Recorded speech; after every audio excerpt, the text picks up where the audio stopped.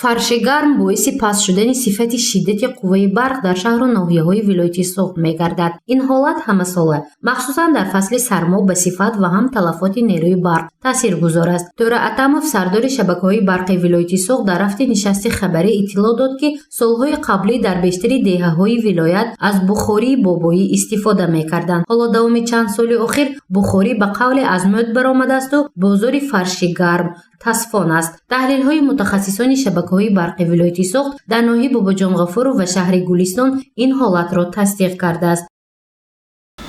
ҳолонки ҳамин иқтидори фаршҳои гарм забони русиягӣ иқтидорашон бисёр мебошад. ҳар як метри квадратиш тахминан 200 ваттро ташкил медиҳад. агар дар як хона масалан 10 метри квадрати ба ҳисоби миёна гирем, агар 10 аллакай ин 2 киловаттро ташкил медиҳад. ин ба ғайр аз он таҷҳизотҳои барқие ки ба монанди тифайл барои чой ҷӯшондан ёки масалан аристон ёки масалан кондитсионер дигар зиёд шудаги. қарзи аҳолӣ ва корхонаҳои саноатии вилояти суғд дар назди шабакаҳои барқи вилояти суғд ин яке аз муаммоҳои ҷойдошта дар соҳаи энергетикаи вилоят мебошад ки дар нишасти хабарии ин ниҳод мавзӯи баҳсбарангез маҳсуб мешуд. гуфта мешавад ки ба ҷуз аз аҳолӣ ҳамчунин корхонаҳои калони саноатии вилоят маблағи истифодаи қувваи барқро надоданд. қарзи умумии истифодабарандагон 429,9 миллион сомониро ташкил медиҳад. аз он ҷумла қарзи истифодабарандагони саноатӣ 44,5 миллион сомонӣ, ғайрирасмӣ 39,5 миллион сомонӣ, буҷавӣ 21,5 миллион сомонӣ ва аҳолӣ 82,1 миллион сомонӣ мебошад. барои мисол комбинати металлургии тоҷик дар шаҳри Гулистон аз шабакаҳои барқи вилояти суғд 1 миллион 440 ҳазор сомонӣ қарз дорад. ин қарзи калонтарин қарзи ҷорӣ моҳи декабр, моҳи январ аз тарафи ҷДММ корхонаи кӯҳии саноатии Тоҷикистони Хитой ки дар шаҳри Зарднисор фаъолият дорад қарз ба санаи 1 феврал ҳамагӣ 20 миллион сомониро ташкил дод. дуюм аз тарафи ҷДММ Ангубин қарз ба санаи 1 январи соли 2020 ҳамагӣ 2,3 миллион сомонӣ.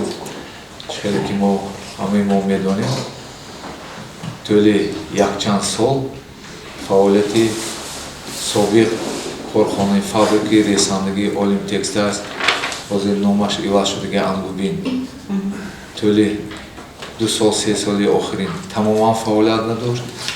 бо дастгирии бевоситаи муҳтарам раиси вилояти суғд Раҷаббой Аҳмадзода ин корхона боз ба фаъолият шурӯъ намуд ва рӯзи гузашта мо ҳамагӣ 250 ҳазор сомонӣ маблағ пардохт кардам. ҳолон ки дар як моҳ худи корхонаи Ангубин пештара фабрикаи ресандагии Олимтекста дар як моҳ қариб ба маблағи 700 ҳазор сомонӣ энергии барқ истеъмол мекунад.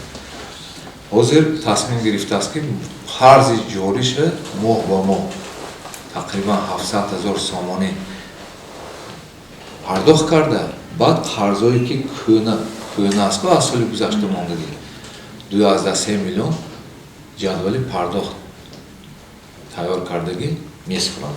аҳолии ноҳияи Мастчоп бо пардохт накардани маблағи истифодаи қувваи барқ бо ҳисоби 47 миллион сомонӣ дар рӯйхати аввали қарздорон меистад. ноҳияи Бобоҷонғафуров бо 45 миллион сомонӣ қарз дар ҷои дуюм қарор дорад. ҷои сеюмро ноҳияи Ашт бо маблағи 35 миллион сомонӣ ва мақоми чорумро аҳолии шаҳри Гулистон бо маблағи 32 миллион сомонӣ соҳиб аст. ин шаҳру ноҳияҳо маблағи истифодашудаи қувваи нерӯи барқро пардохт накарданд. комбинати маъдантозакунии Адрасмон қарзи умумӣ ба санаи 1 январи 2020 6,3 миллион сомонӣ ва аз он ҷумла қарзи ҷорӣ 345,1 ҳазор сомонӣ мебошад.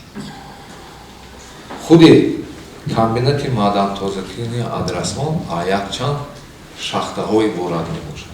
мо наз медонем, шумо рафтагӣ дидагӣ, агар барфа хомӯш кунем, ҳамун шахтҳое ки ҳаст об пур мешавад, ҳало устод наз медонад ва аввал шахте мешавад, корноша ҳам мешавад, барои ҳамин шабу рӯз аз он ҷо аз качка об рафта истодаст.